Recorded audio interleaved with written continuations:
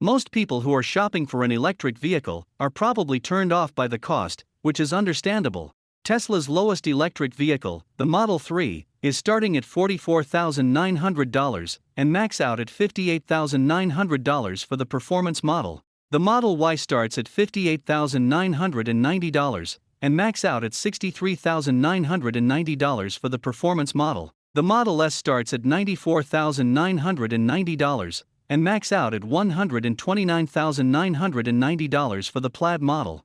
The Model X starts at $104,990 and max out at $126,490 for the Plaid model. Lucid Air starts at $77,400 and max out at $169,000 for the Air Dream Edition. Ford Mach-E Select starts at $43,895 and max out at $61,995 for the Mach-E GT. They are less expensive electric vehicles and more expensive electric vehicles than what's listed here, but you get the idea.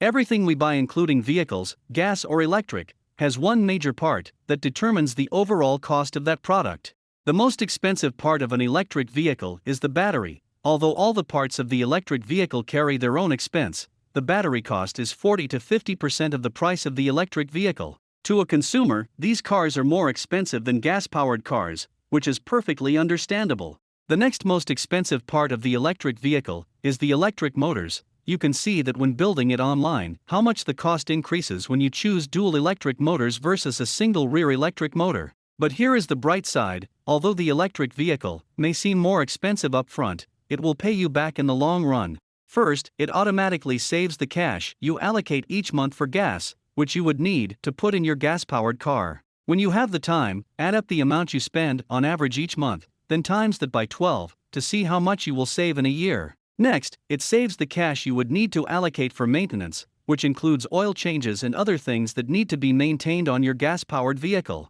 Try the same thing here. When you have the time, add up the amount you spend on average each month, then times that by 12 to see how much you will save in a year. In the end, you'll see how an electric vehicle will start looking like a smart move for your financial portfolio. But that's not the only savings. If the electric vehicle you are buying qualifies for the federal tax credit, you can receive up to $7,500 from the US government. All other countries have to check to see if you can get any incentives for buying an electric vehicle. Also, check for state, local and electric utility company incentives. You'll be surprised what might be in store for you for buying an electric vehicle.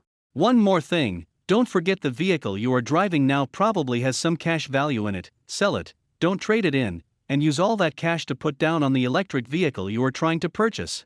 When you see people comment on certain features that are missing from an electric vehicle at the price point offered, that's probably available in a gas-powered vehicle, then you have to understand that to offer the electric vehicles to you at an affordable cost, the manufacturer has to focus on the areas of the EV that's making the cost so expensive. So not having a sunroof is probably an area they had to cut from the design. Now, do you see that even though the initial cost of purchasing an electric vehicle can be a high sticker price versus a gas-powered vehicle, you can see what's the two major parts that make it so expensive right now. Battery technology is still in its infancy stage, but as battery technology gets better and production ramps up, that will eventually change the cost of electric vehicles by bringing down the cost from the entry level to the highest trim level.